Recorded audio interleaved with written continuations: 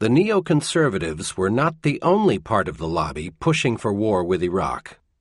Key leaders of the major pro-Israel organizations lent their voices to the campaign for war. Of course, many of the neoconservatives themselves had close ties to these organizations.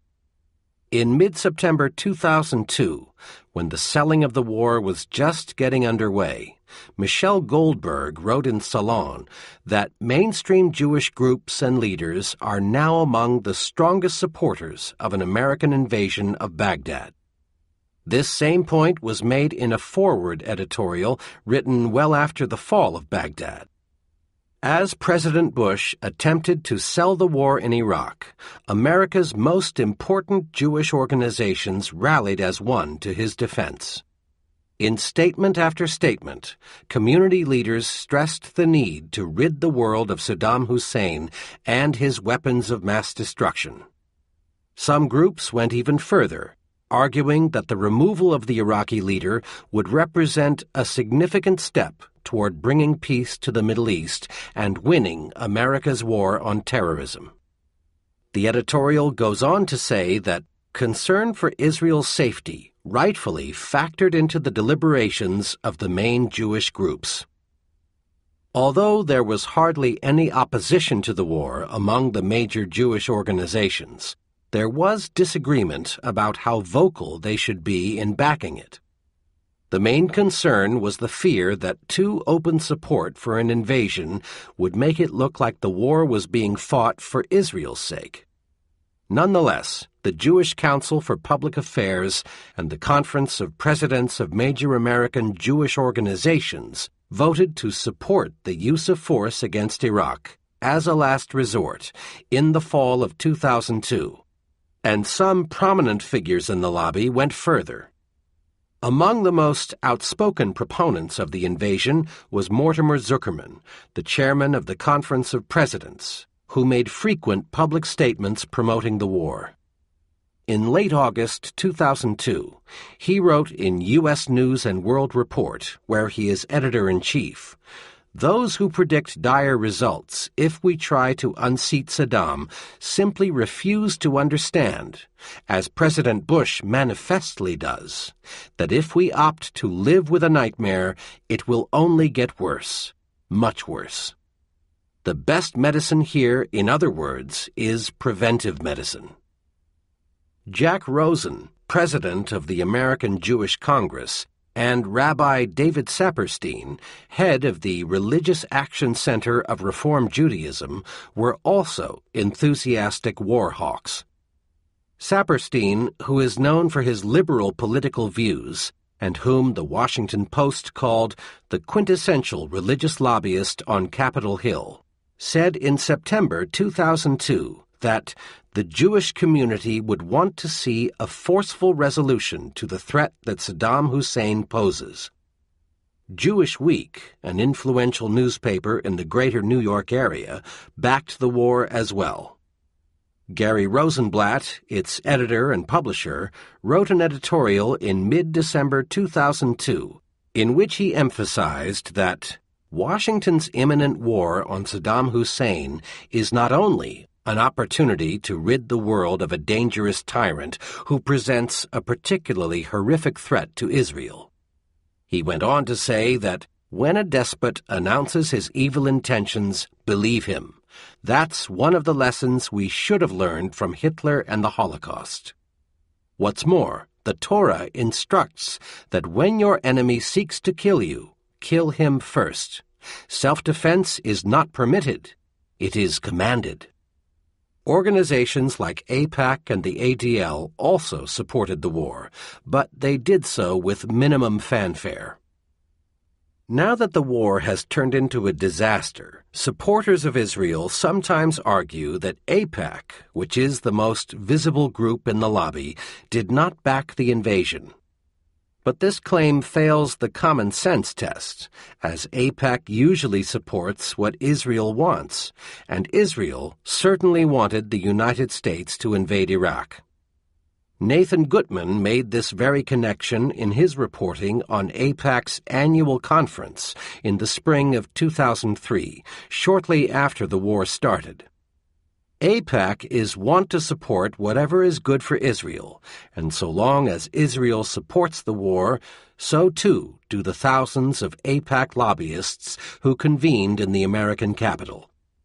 Aipac Executive Director Howard Korr's statement to the New York Sun in January 2003 is even more revealing, as he acknowledged that quietly lobbying Congress to approve the use of force in Iraq was one of Aipac's successes over the past year. And in a lengthy New Yorker profile of Stephen J. Rosen, who was Aipac's policy director during the run-up to the Iraq War, Jeffrey Goldberg reported that Aipac lobbied Congress in favor of the Iraq War. Aipac has remained a firm supporter of the U.S. presence in Iraq. In the fall of 2003, when the Bush administration was having difficulty convincing Senate Democrats to allocate more money for the war, Senate Republicans asked Aipac to lobby their Democratic colleagues to support the funding request. Aipac representatives talked to some Democratic senators, and the money was approved.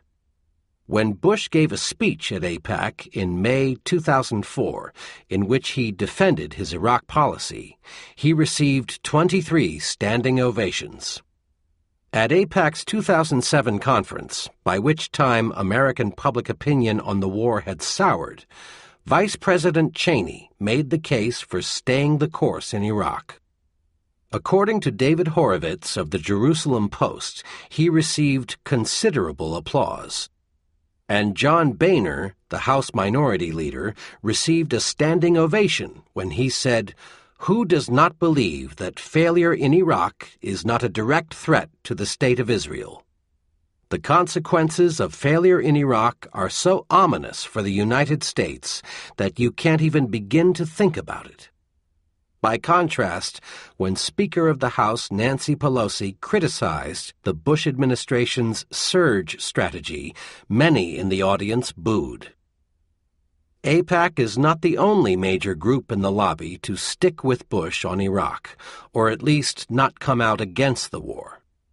As The Forward reported in March 2007, most Jewish organizations have refused to speak out against the war, and at times they displayed support for the administration. This behavior is especially striking given the attitudes of most American Jews toward the war itself. According to a 2007 Gallup organization study based on the results of 13 polls taken since 2005, American Jews are significantly more opposed to the Iraq War, 77%, than the general American public, 52%. With respect to Iraq, the larger and wealthier pro-Israel organizations are clearly out of step with the broader population of American Jews. A few Jewish organizations, such as the Tikkun Community and Jewish Voice for Peace, opposed the war before it started and continue to do so today. But, as noted in Chapter 4, these groups are neither as well-funded nor as influential as organizations like Aipac. This gap between the political positions taken by key groups in the lobby and the public attitudes of American Jews underscores an essential point that deserves special emphasis. Although prominent Israeli leaders, the Neoconservatives, and many of the lobby's leaders were eager for the United States to invade Iraq, the broader American Jewish community was not.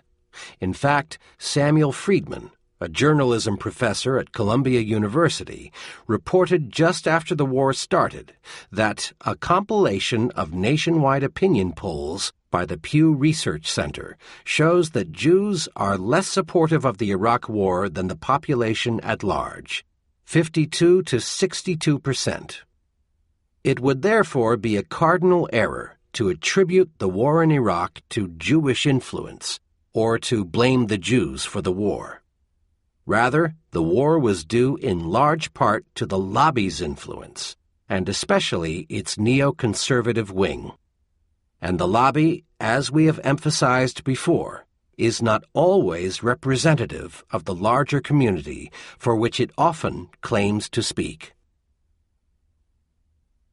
Selling the war to a skeptical America. The neoconservatives began their campaign to use military force to topple Saddam well before Bush became president. They caused a stir in early 1998 by organizing 2 letters to President Clinton calling for Saddam's removal from power. The first letter, January 26, 1998, was written under the auspices of the Project for the New American Century and was signed by Elliott Abrams, John Bolton, Robert Kagan, William Kristol, Richard Pearl, Donald Rumsfeld, and Paul Wolfowitz, among others.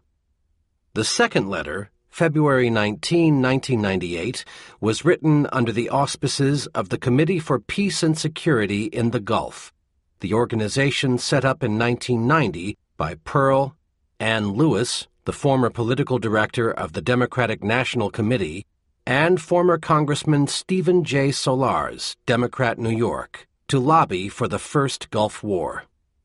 It was signed by the individuals mentioned above who signed the first letter, as well as Douglas Feith, Michael Ledeen, Bernard Lewis, Martin Peretz, and David Wormser, just to name a few.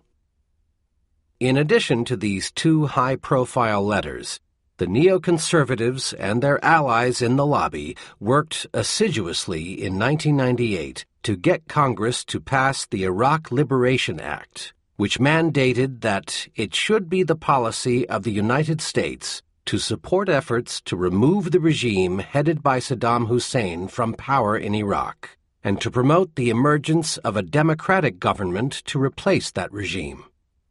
The neoconservatives were especially enthusiastic about this legislation, not only because it sanctioned regime change in Iraq, but also because it provided $97 million to fund groups committed to overthrowing Saddam.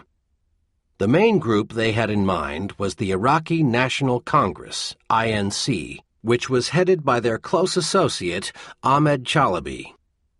Pearl, Wolfowitz, and Woolsey all lobbied hard on behalf of the legislation, as did Ginza.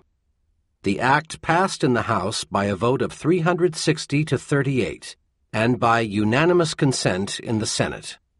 President Clinton then signed it on October 31, 1998. Clinton had little use for the Iraq Liberation Act, but he could not afford to veto it because he was facing midterm elections and impeachment. Both he and his key advisers held Chalabi in low regard, and they did little to implement the law. In fact, by the time Clinton left office, he had spent hardly any of the allotted money for opposition groups like the INC. The president did pay lip service to the goal of ousting Saddam, but did little to make it happen, and he was certainly not considering using the U.S. military to drive the Iraqi dictator from power. In short, the neoconservatives were unable to sell the idea of war against Iraq during the Clinton years, although they did succeed in making regime change in Baghdad an official goal of the U.S. government.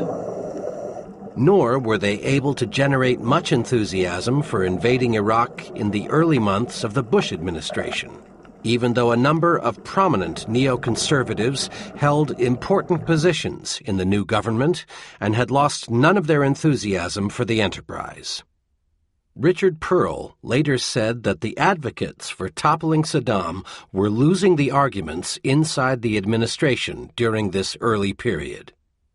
In fact, in March 2001, the New York Times reported that some Republicans were complaining that Rumsfeld and Wolfowitz are failing to live up to their pre-election advocacy of stepping up efforts to overthrow President Hussein. At the same time, the Washington Times ran an editorial titled, "Have Hawks Become Doves?" The text of that editorial was the January 26, 1998 PNAC letter to President Clinton. Given the publicity and the controversy surrounding 2 books published in 2004, Richard Clarke's Against All Enemies and Ron Suskind's The Price of Loyalty, one might think Bush and Cheney were bent on invading Iraq from the moment they assumed office in late January 2001. This interpretation, however, is wrong.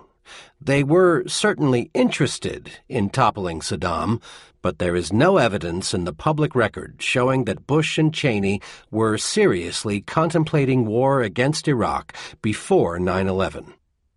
Bush did not advocate using force against Saddam during the 2000 campaign, and he made it clear to Bob Woodward that he was not thinking about going to war against Saddam before 9/11. Interestingly, his main foreign policy advisor in the campaign, Condoleezza Rice, wrote a prominent article in Foreign Affairs in early 2000, saying that the United States could live with a nuclear-armed Iraq. Rice declared that Saddam's conventional military power had been severely weakened and said there need be no sense of panic about his regime. Vice President Cheney maintained throughout the 1990s that conquering Iraq would be a major strategic blunder, and he did not sign either of the letters calling for military action against Saddam that the neoconservatives sent to President Clinton in early 1998. In the closing stages of the 2000 campaign, he defended the 1991 decision not to go to Baghdad, in which he played a major role as Secretary of Defense, and said that we want to maintain our current posture vis-à-vis Iraq. There is no evidence to suggest that either his thinking or that of the President had changed significantly by early 2001. Secretary of Defense Rumsfeld, who had signed both of the 1998 letters to President Clinton, appears to have been the only top-tier Bush administration official who may have favored war with Iraq upon taking office. None of the other groups that are sometimes blamed for the war, such as oil companies, weapons manufacturers, Christian Zionists, or defense contractors like Kellogg, Brown, and Root, were making noise about invading Iraq at this time. In the beginning, the neoconservatives were largely alone. Yet, as important as the neoconservatives were as the chief architects of the war, they had been unable to persuade either Clinton or Bush to support an invasion. They needed help to achieve their aim, and that help arrived on 9/11. Specifically, the events of that tragic day led Bush and Cheney to reverse course and become strong proponents of a preventive war to topple Saddam. Robert Kagan put the point well in an interview with George Packer. September 11 is the turning point, not anything else. This is not what Bush was on September 10th. The neoconservatives, most notably Scooter Libby, Paul Wolfowitz, and Princeton historian Bernard Lewis, played a critical role in persuading the president and vice president to favor war. For them, 9/11 was the new context to sell their old view of American foreign policy. Possibly their greatest advantage was that they had, in Kagan's words, a ready-made approach to the world at a time when both the president and the vice president were trying to make sense of an unprecedented disaster that seemed to call for radically new ways of thinking about international politics. Wolfowitz's behavior is especially revealing. At a key meeting with Bush at Camp David on September 15, 2001, Wolfowitz advocated attacking Iraq before Afghanistan, even though there was no evidence that Saddam was involved in the attacks on the United States and bin Laden was known to be in Afghanistan. Wolfowitz was so insistent on conquering Iraq that 5 days later Cheney had to tell him to stop agitating for targeting Saddam. According to one Republican lawmaker, he was like a parrot bringing Iraq up all the time. It was getting on the president's nerves. Bush rejected Wolfowitz's advice and chose to go after Afghanistan instead, but war with Iraq was now regarded as a serious possibility, and the President tasked U.S. military planners on November 21, 2001, with developing concrete plans for an invasion. Other neoconservatives were also hard at work within the corridors of power. Although we do not have the full story yet, there is considerable evidence that scholars like Bernard Lewis and Fuad Ajami of Johns Hopkins University played an important role in convincing Vice President Cheney to favor war against Iraq. Indeed, Jacob Weisberg, the editor of Slate, describes Lewis as perhaps the most significant intellectual influence behind the invasion of Iraq. Cheney's views were also heavily influenced by neoconservatives on his staff like Eric Edelman and John Hanna. But surely the most important influence on the vice president was his chief of staff, Scooter Libby, who was one of the most powerful individuals in the administration and whose views on Iraq were similar to those of his close friend and longtime mentor, Paul Wolfowitz. Shortly after 9/11, the New York Times reported that some senior administration officials, led by Paul D. Wolfowitz and I. Lewis Libby, are pressing for the earliest and broadest military campaign against not only the Osama bin Laden network in Afghanistan, but also against other suspected terrorist bases in Iraq and in Lebanon's Bekaa region. Of course, the vice president's position helped convince President Bush by early 2002 that the United States would probably have to take Saddam out. Two other considerations show how profoundly important the neoconservatives inside the administration were for making the Iraq War happen. First, it is no exaggeration to say that they were not just determined, they were obsessed with removing Saddam from power. As one senior administration figure put it in January 2003, "I do believe certain people have grown theological about this. It's almost a religion that it will be the end of our society if we don't take action now."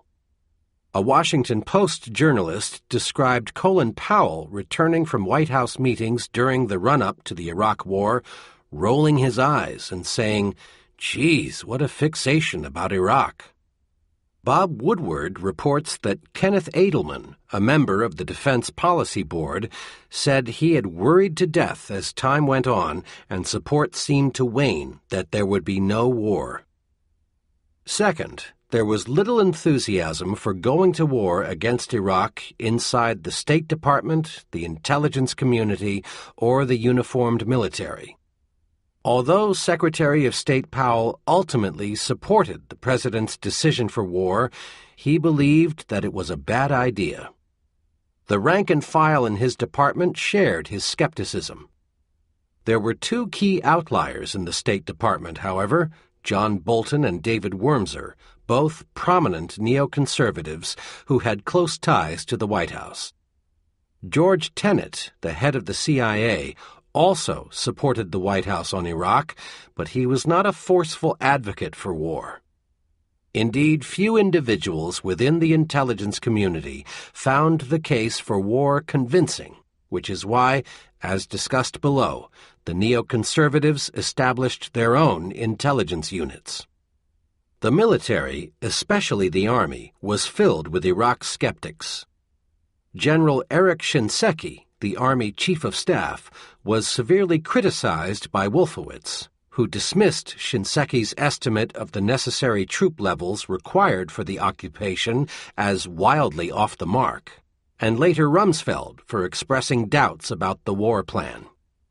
The war hawks within the administration were mainly high-level civilians in the White House and the Pentagon, almost all of whom were neoconservatives.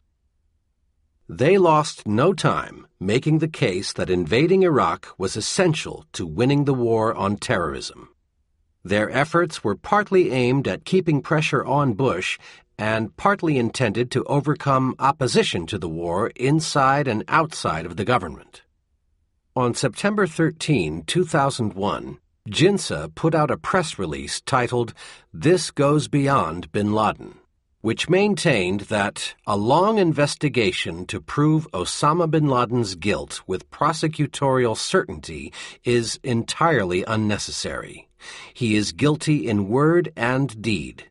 His history is the source of his culpability. The same holds true for Saddam Hussein.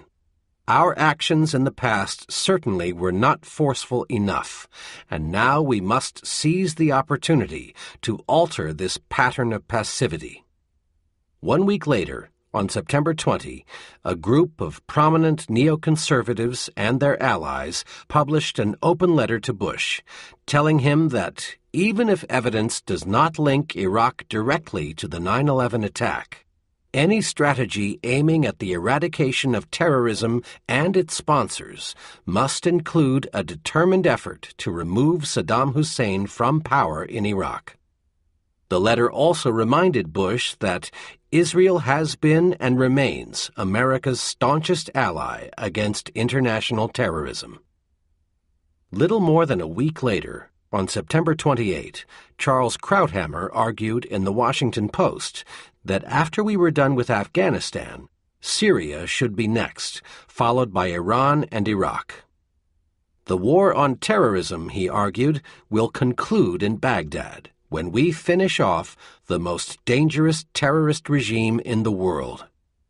Shortly thereafter, in the October 1 issue of the Weekly Standard, Robert Kagan and William Kristol called for regime change in Iraq immediately after the Taliban was defeated.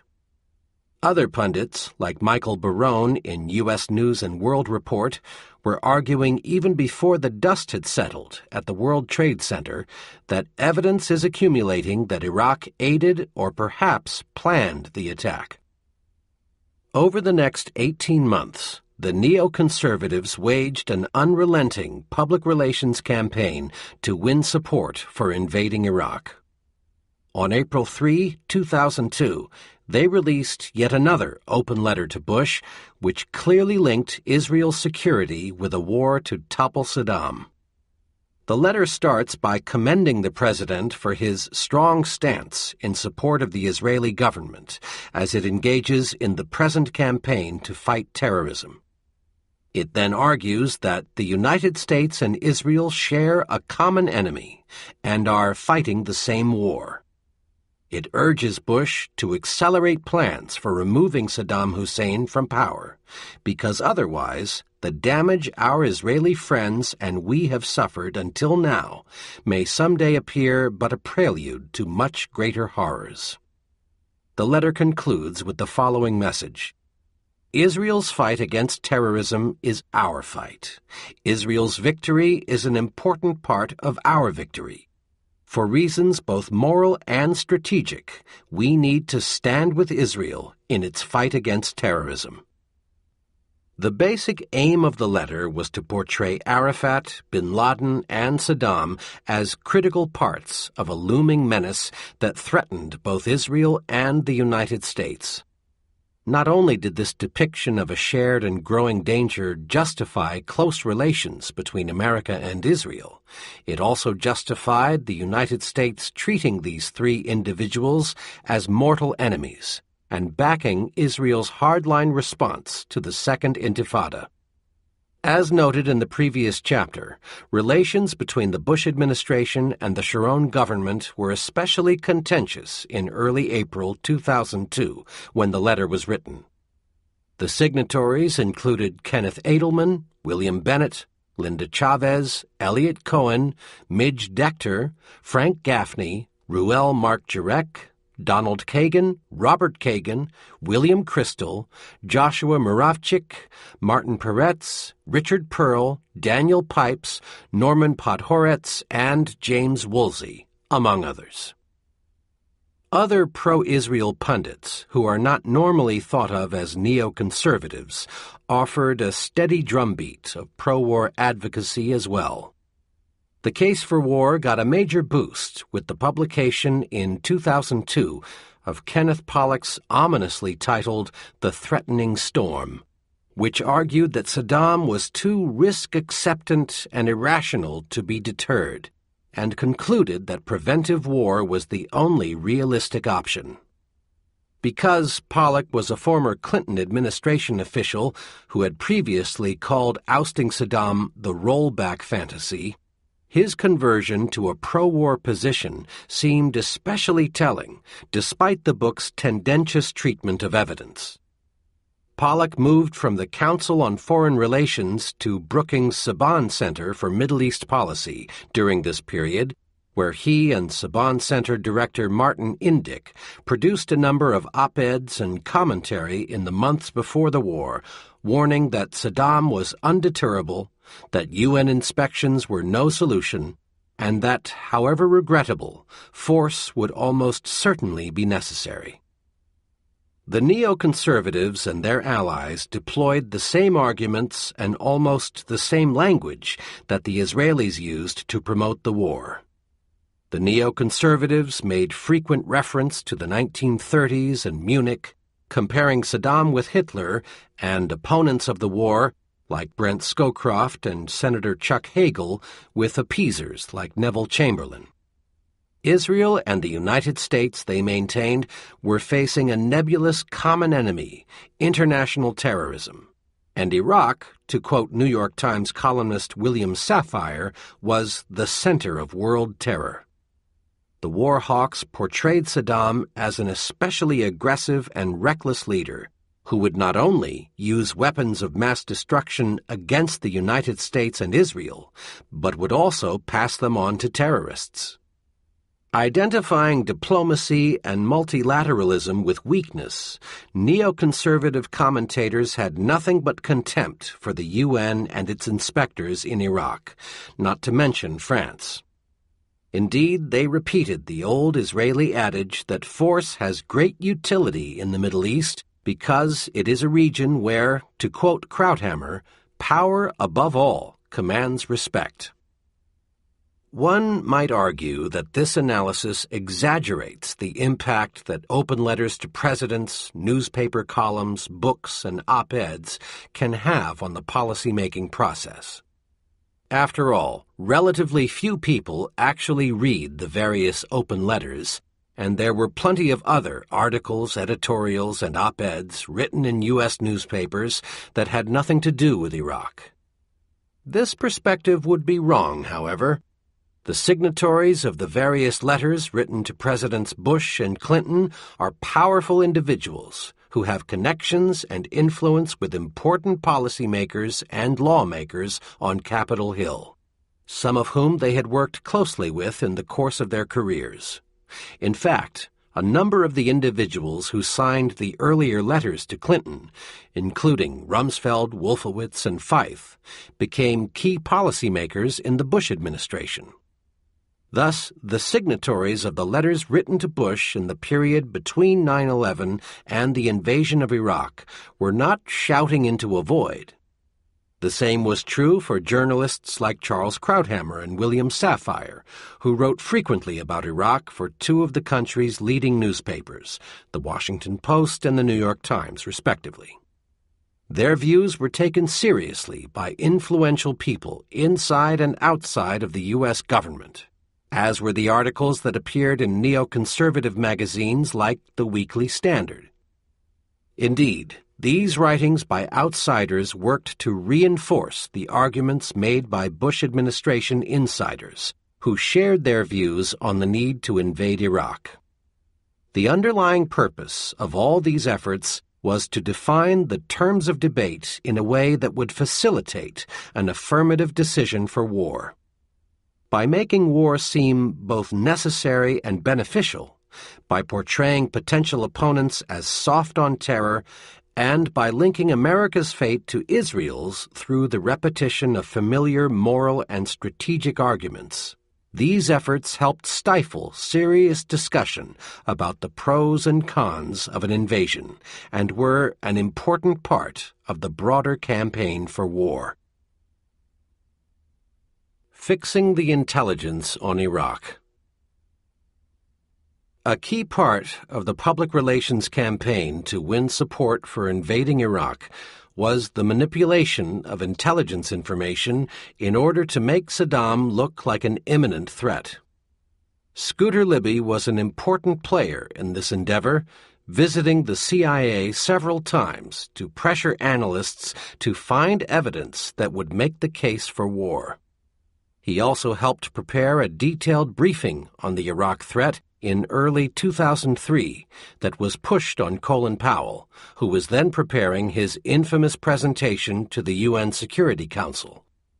According to Bob Woodward, Powell's deputy, Richard Armitage, was appalled at what he considered overreaching and hyperbole. Libby was drawing only the worst conclusions from fragments and silky threads. Although Powell discarded Libby's most outlandish claims, his UN presentation was still riddled with errors, as Powell now acknowledges. The effort to manipulate intelligence, which was then leaked to an alarmist pro-war press, also involved two organizations that were created after 9/11 and reported directly to Undersecretary of Defense Douglas Feith. The Policy Counterterrorism Evaluation Group was tasked to find links between al-Qaeda and Iraq that the intelligence community supposedly missed. Its two key members were David Wurmser and Michael Malouf, a Lebanese-American who had close ties with Richard Pearl. The New York Times reporter James Risen writes that Israeli intelligence played a hidden role in convincing Wolfowitz that he couldn't trust the CIA, and this dissatisfaction helped cause him to rely on Ahmed Chalabi for intelligence and to create the Policy Counterterrorism Evaluation Group. The Office of Special Plans, OSP, was directed to find evidence that could be used to sell the war against Iraq. It was headed by Abram Shulsky, a neoconservative long associated with Wolfowitz, and its ranks included several recruits from pro-Israel think tanks like Michael Rubin from the American Enterprise Institute, David Schenker from the Washington Institute for Near East Policy, and Michael Makovsky, who had worked for then Prime Minister Shimon Peres after graduating from college. OSP relied heavily on information from Chalabi and other Iraqi exiles, and it had close connections to various Israeli sources. Indeed, The Guardian reported that it forged close ties to a parallel ad hoc intelligence operation inside Ariel Sharon's office in Israel, specifically to bypass Mossad and provide the Bush administration with more alarmist reports on Saddam's Iraq than Mossad was prepared to authorize. The Pentagon's Inspector General released a report in February 2007 that was critical of OSP for disseminating alternative intelligence assessments that were, in our opinion, inappropriate, given that the intelligence assessments were intelligence products and did not clearly show the variance with the consensus of the intelligence community. The neoconservatives in the Pentagon and the White House not only relied heavily on Chalabi and his fellow exiles for intelligence about Iraq, they also championed him as Iraq's future leader after Saddam was gone. The CIA and the State Department, on the other hand, considered Chalabi dishonest and unreliable and kept him at arm's length. That severe judgment has now been vindicated, as we know that Chalabi and the INC fed the United States false information, and his relations with the U.S. occupation forces soon deteriorated, with Chalabi later being accused of providing classified information to Iran, a charge that he has denied. The neoconservatives' hopes that he would be the George Washington of Iraq fared no better than their other pre-war forecasts. So why did neoconservatives embrace Chalabi? The INC leader had gone to considerable lengths to establish close ties with individuals and groups in the lobby, and he had especially close links with JINSA, where he had been a frequent guest at board meetings, symposia, and other events since 1997. He also cultivated close ties with pro-Israel organizations like Aipac, AEI, the Hudson Institute, and YNEP. Max Singer, who helped found the Hudson Institute, described Chalabi as a rare find. He's deep in the Arab world, and at the same time he is fundamentally a man of the West.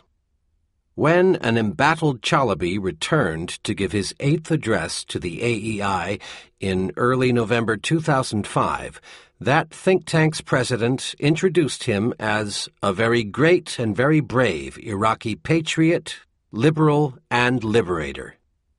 Another big supporter of Chalabi was Bernard Lewis, who argued that the INC leader should be put in charge of Iraq after Baghdad fell. In return for the lobby support, Chalabi pledged to foster good relations with Israel once he gained power. According to Feith's former law partner, L. Mark Zell, Chalabi also promised to rebuild the pipeline that once ran from Haifa in Israel to Mosul in Iraq. This was precisely what pro-Israel proponents of regime change wanted to hear, so they backed Chalabi in return. The journalist Matthew Berger laid out the essence of the bargain in the Jewish Journal. The INC saw improved relations as a way to tap Jewish influence in Washington and Jerusalem, and to drum up increased support for its cause. For their part, the Jewish groups saw an opportunity to pave the way for better relations between Israel and Iraq, if and when the INC is involved in replacing Saddam Hussein's regime. Not surprisingly, Nathan Gutman reports that the American Jewish community and the Iraqi opposition had for years taken pains to conceal the links between them. The neoconservatives and their allies did not operate in a vacuum, of course, and they did not lead the United States to war by themselves. As emphasized earlier, the war would probably not have occurred absent the September 11 attacks, which forced President Bush and Vice President Cheney to consider adopting a radically new foreign policy. Neoconservatives like Deputy Defense Secretary Paul Wolfowitz, who had been urging regime change in Iraq since early 1998, were quick to link Saddam Hussein with 9/11. Even though there was no evidence that Saddam was involved, and to portray his overthrow as critical to winning the war on terror. The lobby's actions were a necessary but not sufficient condition for war. Indeed, Richard Pearl made precisely this point to George Packer in a discussion about the role that the neoconservatives played in making the Iraq War happen. If Bush had staffed his administration with a group of people selected by Brent Scowcroft and Jim Baker, Pearl noted, which might well have happened, then it could have been different, because they would not have carried into it the ideas that the people who wound up in important positions brought to it. New York Times columnist Thomas Friedman offered a similar appraisal in May 2003, telling Ari Shavit of Haaretz that Iraq was the war the neoconservatives wanted, the war the neoconservatives marketed. I could give you the names of 25 people, all of whom are at the moment within a 5-block radius of this office in Washington, D.C., who, if you exiled them to a desert island a year and a half ago, the Iraq War would not have happened.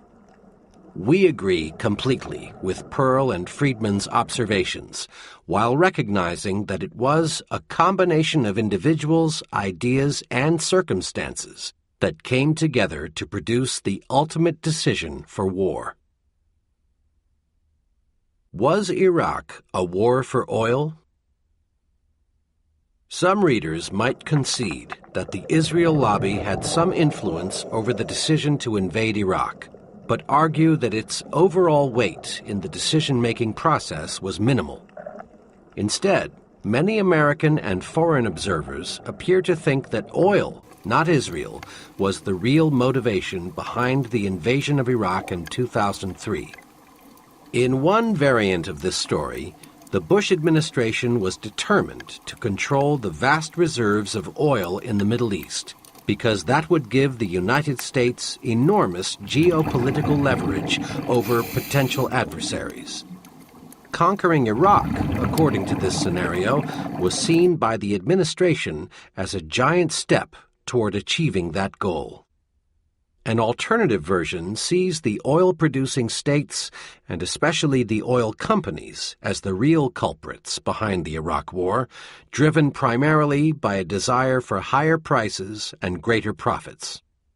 Even scholars who are often critical of Israel and of the lobby, such as Noam Chomsky, apparently subscribe to this idea, which was popularized in filmmaker Michael Moore's 2004 documentary Fahrenheit 9/11. The claim that the conquest of Iraq was mainly about oil has a certain prima facie plausibility, given the importance of oil to the world economy.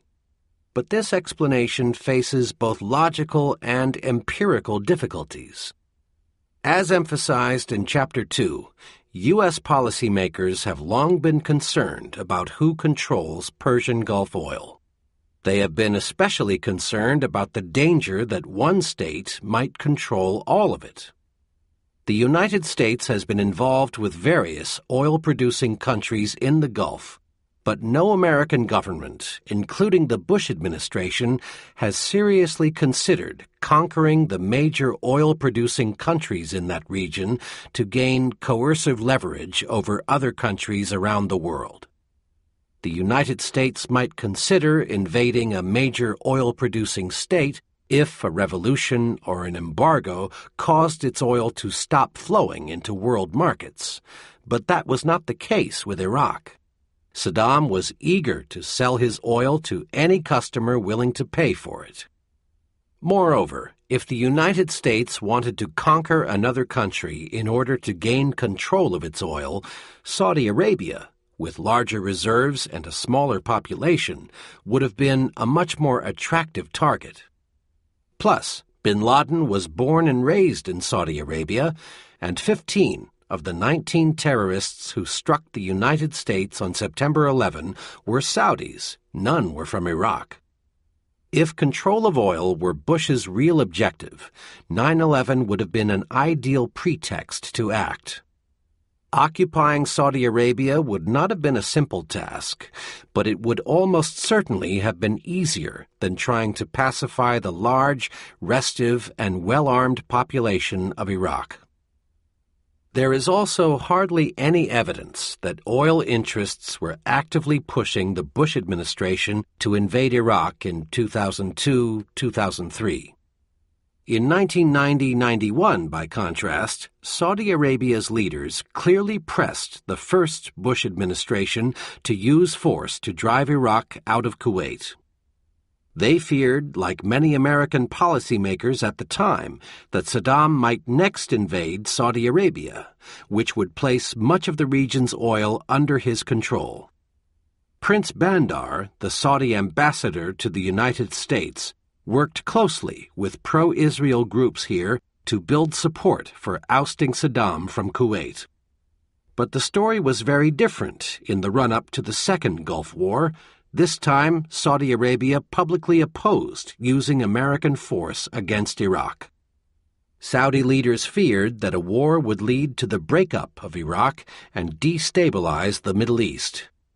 And even if Iraq remained intact, the Shia were likely to ascend to power, which worried the Sunnis, who ran Saudi Arabia not only for religious reasons, but also because it would increase Iran's influence in the region. In addition, the Saudis faced growing anti-Americanism at home, which was likely to get worse if the United States launched a preventive war against Iraq. Nor were the oil companies, which generally seek to curry favor with big oil producers like Saddam's Iraq or the Islamic Republic of Iran, major players in the decision to conquer Iraq. They did not lobby for the 2003 war, which most of them thought was a foolish idea. As Peter Beinart noted in the New Republic in September 2002, it isn't war that the American oil industry has been lobbying for all these years. It's the end of sanctions. The oil companies, as is almost always the case, wanted to make money, not war.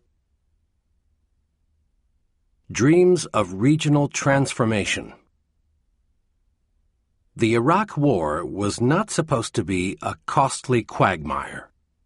Rather, it was intended as the first step in a larger plan to reorder the Middle East in ways that would benefit long-term American and Israeli interests.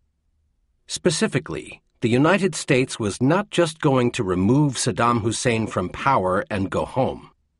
The invasion and occupation would, in this dream, quickly turn Iraq into a democracy, which would then serve as an attractive model for people living in the various authoritarian states in the region. The results from Iraq would trigger a cascade of democratic dominoes, although it still might be necessary to use the sword to spread democracy to some countries in the Middle East besides Iraq. But once democracy took hold across the region, regimes friendly to Israel and the United States would be the norm. The conflict between Israel and the Palestinians would, in the words of the Clean Break study, be transcended. Other regional rivalries would be muted, and the twin problems of terrorism and nuclear proliferation would largely disappear. Vice President Cheney laid out this ambitious rationale for regional transformation in the speech to the VFW convention on August 26, 2002, opening the administration's campaign to sell the Iraq War. When the gravest of threats are eliminated, he said, the freedom-loving peoples of the region will have a chance to promote the values that can bring lasting peace. Extremists in the region would have to rethink their strategy of jihad. Moderates throughout the region would take heart, and our ability to advance the Israeli-Palestinian peace process would be enhanced. Cheney would repeat these arguments on several occasions over the next 6 months.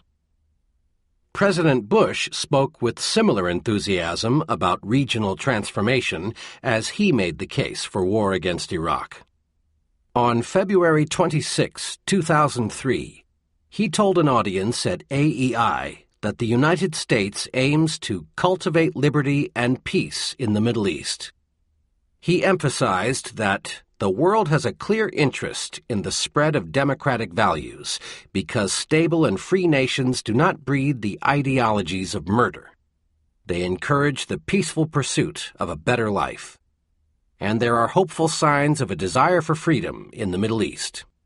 Furthermore, he claimed, success in Iraq could also begin a new stage for Middle Eastern peace and set in motion progress towards a truly democratic Palestinian peace.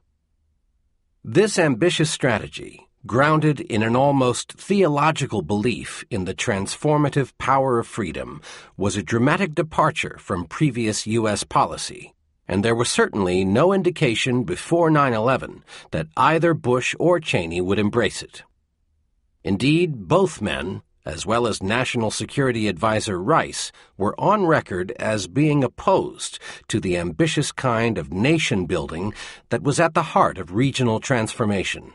And Bush had sharply criticized the Clinton administration for its emphasis on nation-building during the 2000 campaign. So what had produced this shift? According to a March 2003 story in the Wall Street Journal, the critical driving forces behind this major change in U.S. Middle East policy were Israel and the neoconservatives in the lobby. The headline says it all. President's Dream, Changing Not Just Regime, but a Region. A pro-U.S. democratic area is a goal that has Israeli and neoconservative roots. Charles Krauthammer says this grand scheme to spread democracy across the Middle East was the brainchild of Natan Sharansky, the Israeli politician whose writings are said to have impressed President Bush. But Sharansky was hardly a lone voice in Israel. In fact, Israelis across the political spectrum maintained that toppling Saddam would alter the Middle East to Israel's advantage. Writing in the New York Times in early September 2002, former Prime Minister Ehud Barak argued that putting an end to Saddam Hussein's regime will change the geopolitical landscape of the Arab world. He claimed that an Arab world without Saddam Hussein would enable many from this generation, leaders about to come into power, to embrace the gradual democratic opening that some of the Persian Gulf states and Jordan have begun to enjoy. Barak also maintained that toppling Saddam would create an opening for forward movement on the Israeli-Palestinian conflict. In August 2002, Yuval Steinitz, a Likud party member of the Knesset's Foreign Affairs and Defense Committee, told the Christian Science Monitor, "After Iraq is taken by U.S. troops, and we see a new regime installed, as in Afghanistan, and Iraqi bases become American bases, it will be very easy to pressure Syria to stop supporting terrorist organizations like Hezbollah and Islamic Jihad, to allow the Lebanese army to dismantle Hezbollah, and maybe to put an end to the Syrian occupation in Lebanon. If this happens, we will really see a new Middle East." Similarly, Aluf Ben reported in Haaretz in February 2003 that senior IDF officers and those close to Prime Minister Ariel Sharon, such as National Security Advisor Ephraim Halevi, paint a rosy picture of the wonderful future Israel can expect after the war. They envision a domino effect, with the fall of Saddam Hussein followed by that of Israel's other enemies: Arafat, Hassan Nasrallah, Bashar Assad, the Ayatollah in Iran, and maybe even Muammar Gaddafi. Along with these leaders will disappear terror and weapons of mass destruction. The New York Times also reported that Halevi gave a speech in Munich in February 2003 where he said, "The shock waves emerging from post-Saddam Baghdad could have wide-ranging effects in Tehran, Damascus, and in Ramallah."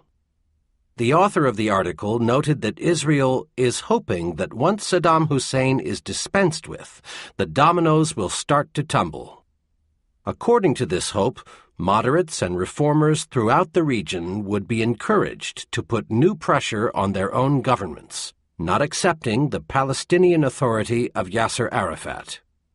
The foreword summed up Israeli thinking about regional transformation in an article published just before the war.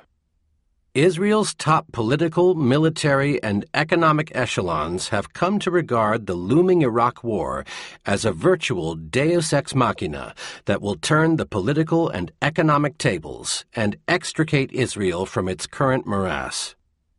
Some might argue that Israel's leaders are too sophisticated and experienced to believe in a deus ex machina and countenance such an ambitious scheme, and too familiar with the complexities of their region to believe it could succeed. But in fact, Israel's leaders have a long history of favoring remarkably ambitious plans to remake the local map. The original Zionist dream of re-establishing a Jewish state where none had existed for nearly 2 millennia was nothing if not ambitious, and as discussed in Chapter 1, David Ben-Gurion had hoped to seize all of the West Bank, part of Lebanon, and portions of Egypt in the 1956 Suez War. Similarly, Ariel Sharon believed the invasion of Lebanon in 1982 would lead to the creation of a pro-Israel Christian state there and vanquish the PLO once and for all, thereby cementing Israel's control of the occupied territories. Given that history, it is perhaps not so surprising that many Israeli leaders held out the hope that the United States might be able to succeed where their earlier plans had failed. The lobby's role in remaking the Middle East. By 2002, many neoconservatives were also heavily invested in the idea that the United States could democratize the Middle East and make it a more friendly environment for America and Israel. They had reached that position over the course of the 1990s as they became increasingly disenchanted with U.S. foreign policy after the Cold War. Pro-Israel groups, and not only neoconservatives, have long been interested in having the U.S. military directly involved in the Middle East so that it can help protect Israel. They are especially interested in seeing large numbers of American troops permanently stationed there. But they had limited success on this front during the Cold War because America acted as an offshore balancer in the region. Most U.S. forces designated for the Middle East, like the Rapid Deployment Force, were kept over the horizon and out of harm's way. Washington maintained a favorable balance of power by playing local powers against each other, which is why the Reagan administration supported Saddam against revolutionary Iran during the Iran-Iraq War, 1980 to 1988. This policy changed after the first Gulf War, when the Clinton administration adopted a strategy of dual containment. Instead of using Iran and Iraq to balance each other, with the United States shifting sides as needed, the new strategy called for stationing substantial American forces in the region to contain both of them at once. The father of dual containment was Martin Indyk, who first articulated the strategy in May 1993 at YNAP, and then implemented it as Director for Near East and South Asian Affairs at the National Security Council. As Indyk's Brookings colleague Kenneth Pollack observes, dual containment was a policy adopted largely in response to Israel's security concerns. Specifically, Israel made it clear to the Clinton administration that it was willing to move ahead in the peace process only if it felt reasonably secure from Iran. There was considerable dissatisfaction with dual containment by the mid-1990s because it made the United States the mortal enemy of two countries that hated each other, and it forced Washington to bear the burden of containing both of them. As discussed in Chapter 10, Aipac and other groups in the lobby not only saved the policy, they persuaded Congress and Clinton to toughen it up. The neoconservatives went even further, however. They were increasingly convinced that dual containment was not working, and that Saddam Hussein had to be removed from power and replaced by a democratic government. Their thinking was reflected in the two open letters that they sent to President Clinton in early 1998, as well as their support for the Iraq Liberation Act. At about the same time, the belief that spreading democracy across the Middle East would pacify the entire area was beginning to take root within neoconservative circles. A few neoconservatives had flirted with this idea in the wake of the Cold War, but it was not widely embraced until the latter part of the 1990s. This line of thinking, of course, was evident in the 1996 Clean Break study that a group of neoconservatives had written for Netanyahu. By 2002, when invading Iraq had become a front-burner issue, regional transformation had become an article of faith among neoconservatives, who, in turn, helped make it the centerpiece of U.S. foreign policy. Thus, Israeli leaders, neoconservatives, and the Bush administration all saw war with Iraq as the first step in an ambitious campaign to remake the Middle East. Conclusion. The Bush administration's plans for Iraq and the wider region have been a stunning failure. Not only is the American military stuck in a losing war, but there is little prospect of exporting democracy across the Middle East any time soon. Iran has been the main beneficiary of this ill-conceived adventure, and it seems as determined as ever to acquire a nuclear capability. Syria, like Iran, remains at odds with Washington, and both states have a powerful interest in having the U.S. military bogged down in Iraq. Hamas now dominates Gaza, and the Palestinian Authority is badly split, making peace with Israel even more elusive. And Hezbollah is more powerful than ever in Lebanon, after having stood up to Israel in the 2006 war. We may be witnessing the birth pangs of a new Middle East, to use Secretary of State Rice's regrettable phrase, but it will almost certainly be more unstable and dangerous than the one that existed before the United States invaded Iraq.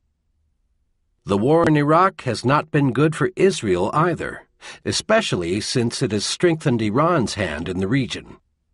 Indeed, The Forward reported in early 2007 that there is a growing chorus of voices in Israel who are saying that the Jewish state could find itself in more danger now that Saddam has been removed from power. Amatzia Baram, an Israeli expert on Iraq who argued for Saddam's ouster in pre-war interviews in the Aipac newsletter Near East Report, now says, "If I knew then what I know today, January 2007, I would not have recommended going to war because Saddam was far less dangerous than I thought." Moreover, he admitted that the invasion had produced much, much more terrorism than I expected. Yuval Diskin, the head of Shin Bet, Israel's domestic security service, said in February 2006, "I'm not sure we won't miss Saddam."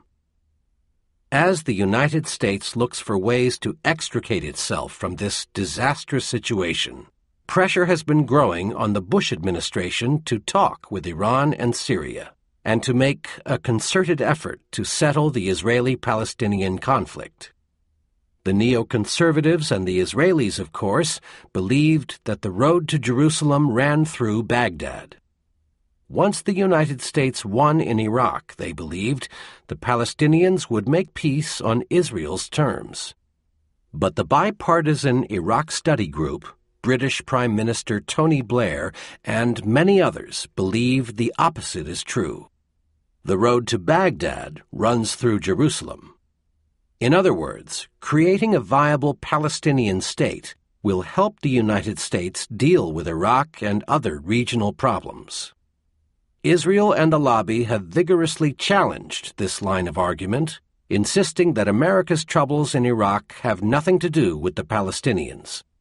Indeed, Haaretz reported in late November 2006, just before the release of the Iraq Study Group report, that Prime Minister Ehud Olmert hopes the Jewish lobby can rally a Democratic majority in the new Congress to counter any diversion from the status quo on the Palestinians.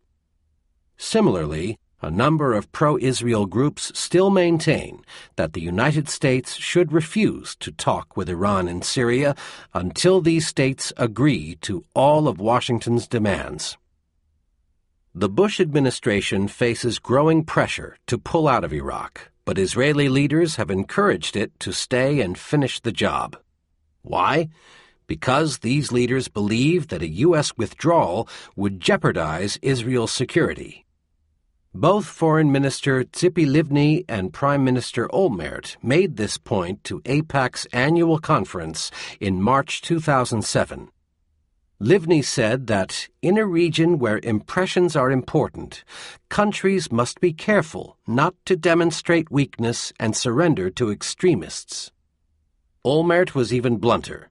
Those who are concerned for Israel's security, for the stability of the entire Middle East, should recognize the need for American success in Iraq and responsible exit.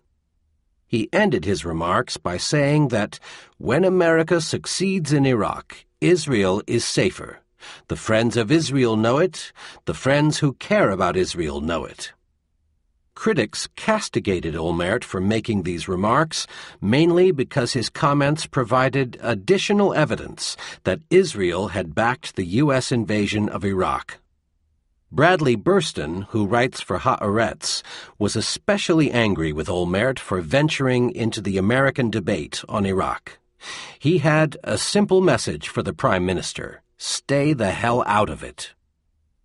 Olmert had actually expressed his support for America's continued presence in Iraq during a visit to the White House in November 2006, saying, "We are very much impressed and encouraged by the stability which the great operation of America in Iraq brought to the Middle East." Even some of Israel's consistent backers were put off by Olmert's pro-war remarks, with Congressman Gary Ackerman saying, "I'm shocked. It's a very unrealistic observation. Most of us here understand that our policy has been a thorough and total disaster for the United States." Given that many Americans now share Ackerman's sentiments about the war, we should not be surprised that some Israelis and their American allies have tried to rewrite the historical record to absolve Israel of any responsibility for the Iraq disaster. In March 2007, the editor of the Jerusalem Post, David Horowitz, wrote about the false notion that Israel encouraged the U.S. to fight the Iraq War. Similarly, Shai Feldman, former head of the Jaffe Center for Strategic Studies and now head of the Crown Center for Middle East Studies at Brandeis, told Glenn Frankel of the Washington Post in the summer of 2006, "Look, Israel didn't mobilize anybody over Iraq, and associating Israel with the neocons on this issue is preposterous. Israel didn't see Iraq as a danger, and what's more, it had no interest in pushing the Bush administration's democracy agenda." This view undoubtedly reflects Feldman's beliefs about Israel's interests and the hierarchy of threats it faced, but as we have shown, it is contrary to what Israel's leaders were actually saying and doing in the run-up to the war. Not to be outdone, Martin Kramer, a research fellow at YNAP, claims that any attempt to link Israel and the lobby with the war in Iraq is simply a falsehood, arguing that, in the year preceding the Iraq War, Israel time and again disagreed with the United States, arguing that Iran posed the greater threat. But, as shown above, Israel's concerns about Iran never led it to undertake a significant effort to halt the march to war. To the contrary, top Israeli officials were doing everything in their power to make sure that the United States went after Saddam and did not get cold feet at the last moment. They considered Iraq a serious threat and were convinced that Bush would deal with Iran after he finished with Iraq. They might have preferred that America focus on Iran before Iraq, but, as Kramer admits, Israelis shed no tears over Saddam's demise. Instead, their leaders took to the American airwaves, wrote op-eds, testified before Congress, and worked closely with the neoconservatives in the Pentagon and the Vice President's office to shape the intelligence about Iraq and coordinate the drive to war. Yossi Alfer, an Israeli strategist at the Jaffe Center, now maintains that former Prime Minister Sharon had serious reservations about invading Iraq, and he privately warned Bush against it. Alfer even hints that Sharon might have been able to prevent the war had he spoken out about his concerns. He writes, "Had Sharon made his criticism public, citing the dangers posed to vital Israeli interests, might he have made a difference in the pre-war debate in the United States and the world?" This is a convenient alibi now that the occupation of Iraq has gone south, but there is no evidence in the public record that Sharon ever advised Bush not to attack Iraq. In fact, there is considerable evidence that the Israeli leader and his key advisers strongly endorsed the war and encouraged Bush to begin it sooner rather than later. If Sharon believed the war to be a mistake, why did his own spokesman repeatedly stress the danger of Iraq's WMD? And why did Sharon himself warn the Bush administration that putting off the attack will not create a more convenient environment for action in the future? It is possible that Sharon made different arguments behind closed doors than he made in public.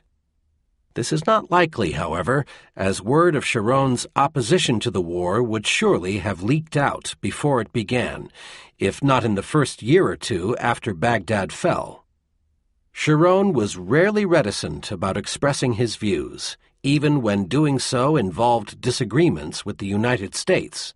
and it is hard to believe that he would have kept silent in public if he thought that the decision to invade Iraq would be harmful to Israel.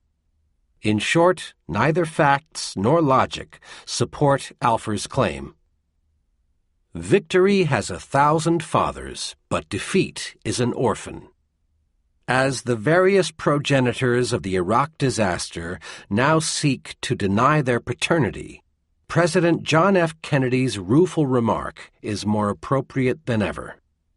But Iraq did not always look like the blunder it has turned out to be.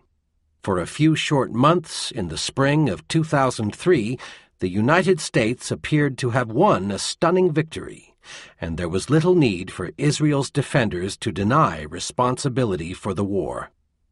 During this brief window of opportunity, in fact, key Israelis and their American allies began to pressure the Bush administration to bring U.S. power to bear on Syria and Iran in the hope that these two rogue states would suffer the same fate as Saddam Hussein's regime. Let us now consider how Israel and the lobby influenced U.S. policy on Syria, and then turn to Iran.